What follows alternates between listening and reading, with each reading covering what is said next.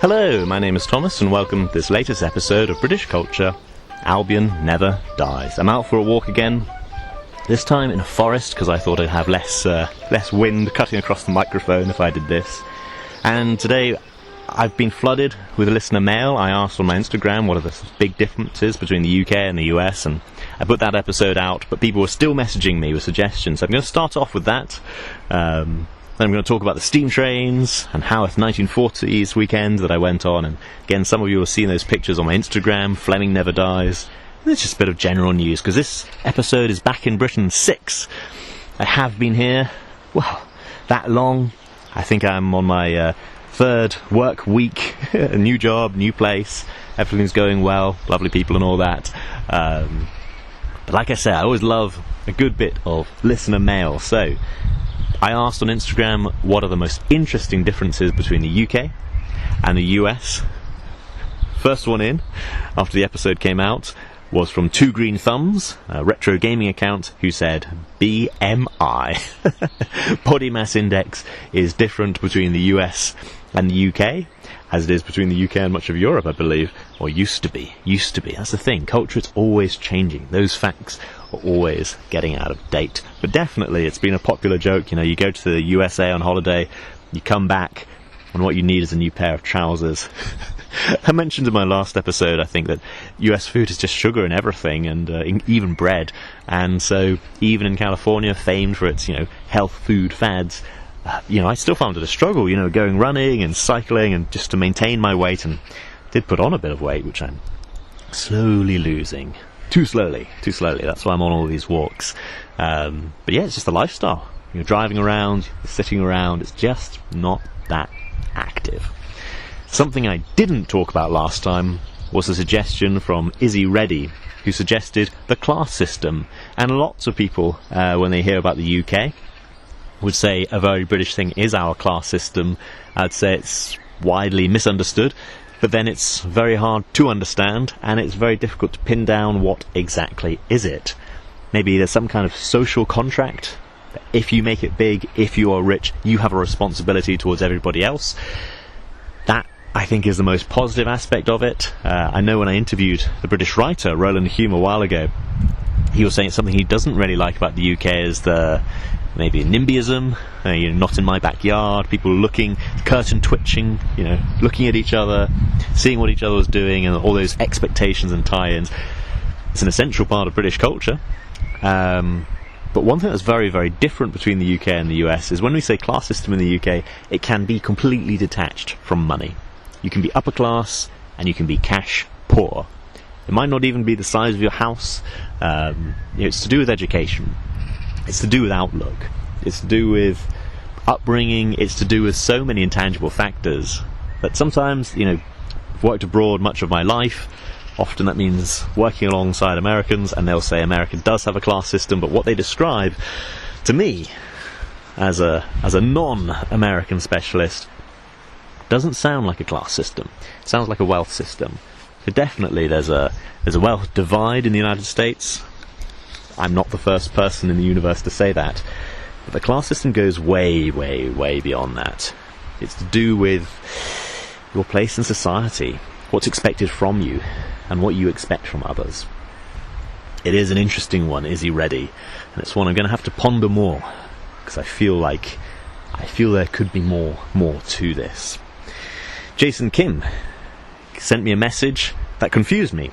He said, no booze in sports stadiums. And I was genuinely curious about this, so I sent him a few messages because I don't go to sports stadiums in the UK or in the US. It's not my interest. So I was asking him which one doesn't have booze, and it seems that in the United States you can sit around in a sports stadium drinking. And when I've seen, videos or images, cut to the audience, if you're in a sports bar in the United States, it shows the audience and they are all just comfortably sitting around. I don't see them moving around very much. I think I've seen the kiss cam.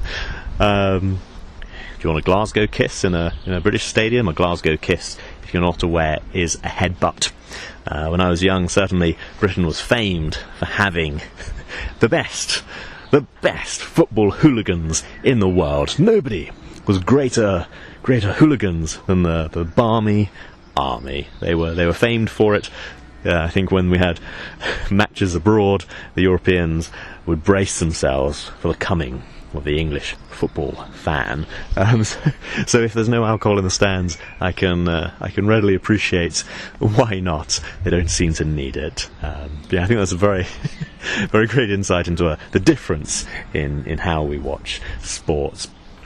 I remember I was talking to somebody who was from Walthamstow, and he used to go along to his local team, watching them to play, and there was one huge, obese man who used to go along, and at the beginning of the match he would tear off his shirt and start rubbing his belly in the direction of the opposing team until the stewards came and started taking him away for bad behaviour. But yeah, terrible behaviour. You don't need alcohol mixed in with all that. So thank you, Jason Kim, for that suggestion. 007 Islander suggested mannerisms. Yeah, certainly there are mannerisms. You can take the tube in London as you travel around, especially going towards that stop with that massive American embassy. You can just see the mannerisms are very, very different between Brits and Americans. And I've not been in California for a month or two now, and what that means is that people haven't touched me. Random people have not touched me. Random people I don't know haven't touched me. And they haven't given me a strange look when I've been startled and say, well, you'll get used to our American ways. No, I won't. Yeah, so in Britain we don't touch you. That's a big difference in mannerisms. Adam John Fraser suggested customer service. Yeah, that's definitely a big feature of the United States. The customer service is on point, and as has been pointed out to me many times, it's because the waiters and waitresses are living off tips. And Don Hammer messaged me. I really like this. So this is an exact quote. The tight Yorkshireman in me wants to say tipping culture. That's just the first half. I'll leave it there. So he wants to say tipping culture because he's a tight Yorkshireman. I'm in Yorkshire, and I've lived here a few times before, and I remember I once took a National Express bus, which took about 7 hours to get down to London, seeing somebody, and then just happened to notice a really nice bookshop. So I went in, about 20 or so books I wanted, but I was nearing the end of the month. I wasn't quite at the paycheck yet, and I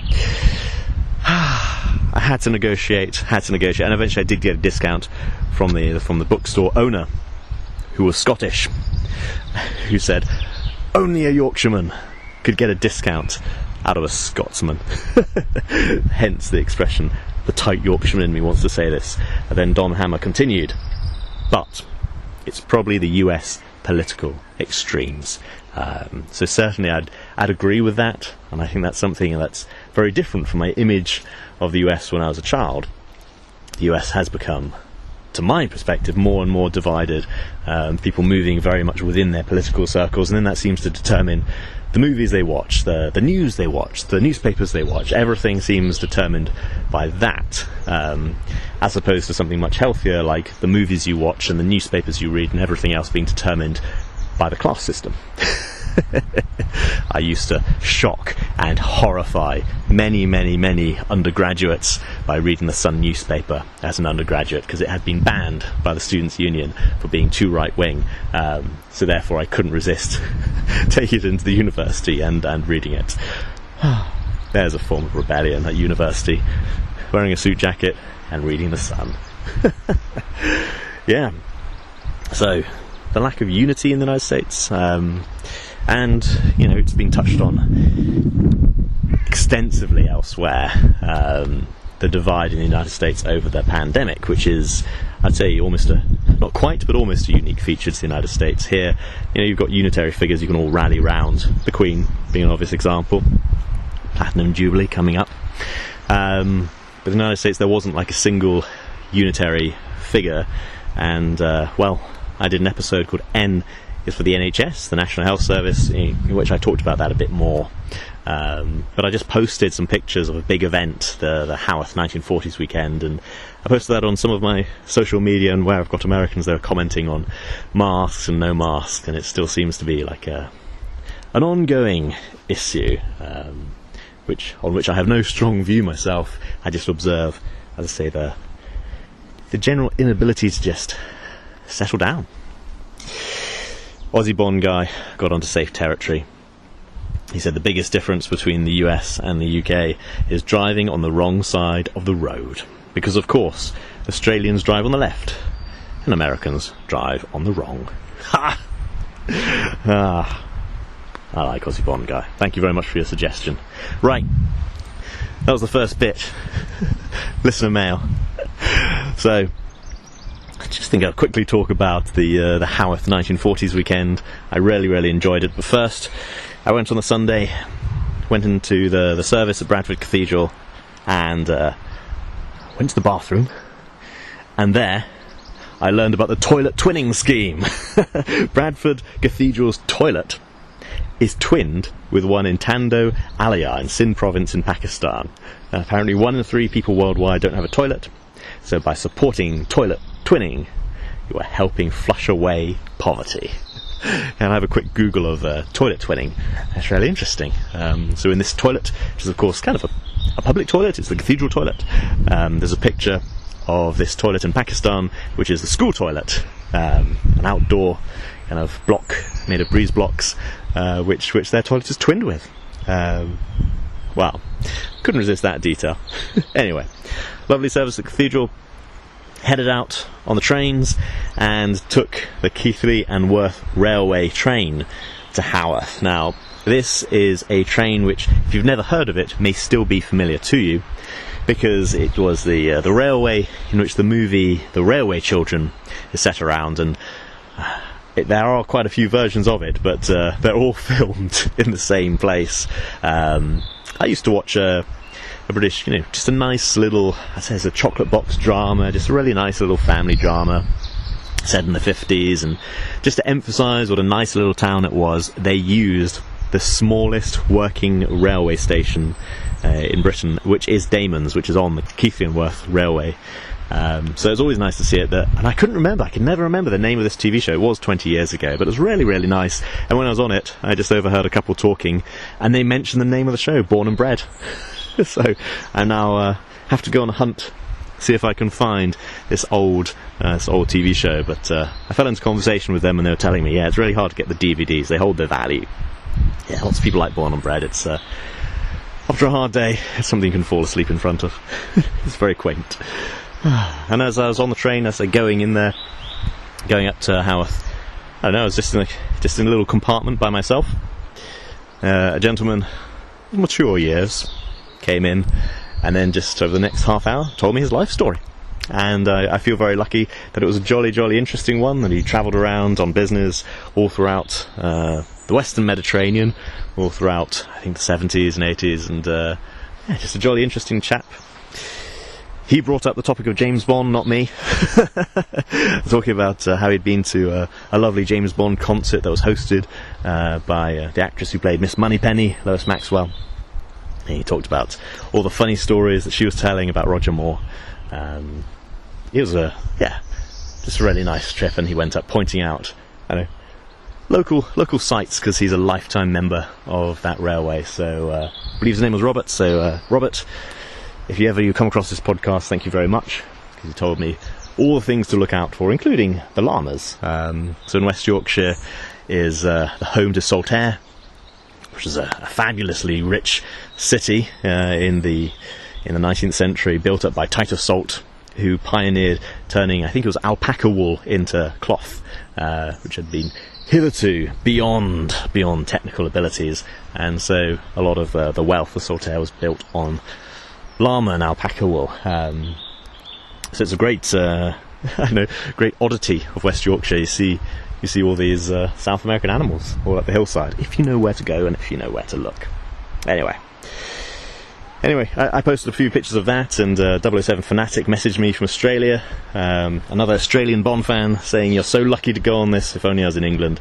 And again, thank you very much for getting in touch. We found common ground in the Michael Portillo show, Great British Railway Journeys, which is a great BBC programme, started 2010, from the former member of John Major's government and Margaret Thatcher's government, Michael Portillo. He was often tipped as the next Prime Minister. I feel his whole career was people talking about how one day he would be the Prime Minister. And then in 1997, he had his Portillo moment, which has gone down in British political vernacular. He was, I say, such a favourite of so many, but being a government minister doesn't make you safe from elections. They still have to fight their local seat. In 1997, the Conservatives lost by a landslide, and the moment he lost his seat, that was the night everybody knew the Conservatives couldn't win. If even he couldn't win his own seat, then that was it. So it's known as the Portillo moment. And he came back later and was in Parliament and nearly became Conservative leader, but nearly means he didn't. And he's become very, very thoughtful and reflective in his later years. In 2016, he was on a TV show hosted by Andrew Neil and was asked about the Conservative government's legislation plans. And he was asked, what do you think the Conservative government really wants to do? And Portillo replied, after 23 years of careful thought about what they'd like to do in power, I think the answer is nothing. Anyway, he's been awarded the freedom of the City of London. He hasn't been awarded the City of London, the freedom of it. But I was just scrolling through because, I get curious, I start Googling.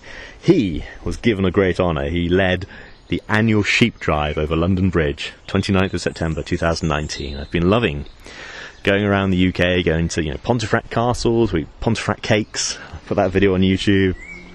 I enjoyed just going to a street market in North Yorkshire and getting my Yorkshire flat cap. I've enjoyed going to the 1940s weekend. I'm going to keep looking out for more fun festivals to go to, and I'll be sharing about it here. So that sheep drive, I think that has to be a must. If all goes well, if I'm still here hanging on in September, hope I can get to it. Yeah, it's been fun. So coming back, I'm a guest at my friend's house still. You've probably heard his cat in a previous episode. In fact, that was probably the most popular guest I've ever had. Sorry to all the humans who've ever been on it, but I got the most number of messages, including from one member of the Bond community who sent me a voice message doing an impression of the cat. It was a very good impression. I feel I shouldn't reveal who it was. Sadly, I didn't record it or save it or anything. It's disappeared into the ether. It was a very good impression. That cat, well, he was, I think, 17 years old, finally found his international fame, and has recently breathed his last. So he's passed away. His meows are immortalised in recording, but sadly no longer with us. I've been looking around for a flat to stay, and it's a crazy market. Just letting you know my personal situation now. It is a crazy market. For 2 years, everyone was locked down, nobody could move around, and suddenly everybody who wants to move this year, who wanted to move last year, and who wanted to move the last year before that, they're all moving. It's a mad market. The house prices are completely volatile, and I went to look at one flat that was absolutely perfect. There's pretty strange conditions on it. There was a lady selling, would only let it for 6 months. It was completely unfurnished. No curtains, nothing, no blinds, nothing, absolutely completely unfurnished. Could only go in for 6 months, and once you're in, you had to accept people coming around looking at literally any point because she really wanted to sell it. Mad. Okay, I guess the only other piece of Telegraph and Argus style news, I've often done a slice of life, and it seems outrageous not to cover this because Bradford has been on the national news due to a Ukrainian refugee. The headline in The Sun reads, "Shattered by betrayal. A Ukrainian refugee, Sophia, wore a low-cut top and put on makeup when Tony came home. She was after him from day one." This is from a Bradford man who wanted to take in a Ukrainian refugee. He was married with 2 children, and there is obviously a government system, so you can look after a refugee. And he wanted to bypass the system because it all seemed too bureaucratic and too slow, so he joined a Facebook group, invited this young lady in, and has run away with her to his mum. This is so it's been on the front page of The Sun. That was the leader yesterday, as his wife is telling her story, and then today the refugee, Lorna, is telling her story, saying, "Fair in love and war, my parents are ashamed after Tony left Lorna for me, but, Lorna is the wife. Oh, so who's the Ukrainian woman? Oh, Sophia. Fair enough. Sophia, 22, moved in with Tony Garnett, 29, and is Mrs. Lorna after they offered to sponsor her UK stay. 10 days later, Lorna, 28, accused the blonde IT worker of setting her sights on her man." Wow. Bradford's always in the news for something. Often I've talked about the traffic offences.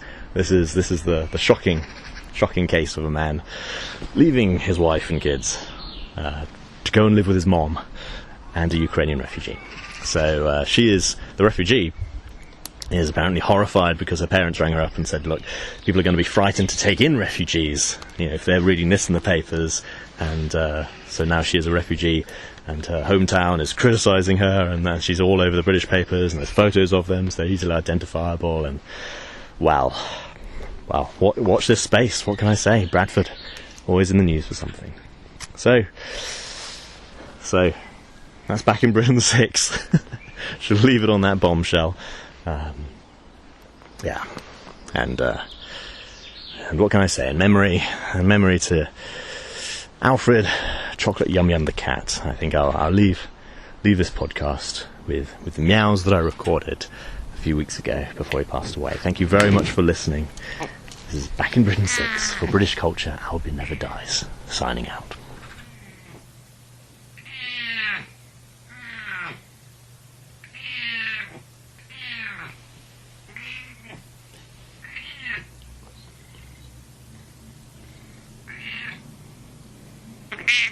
Quack.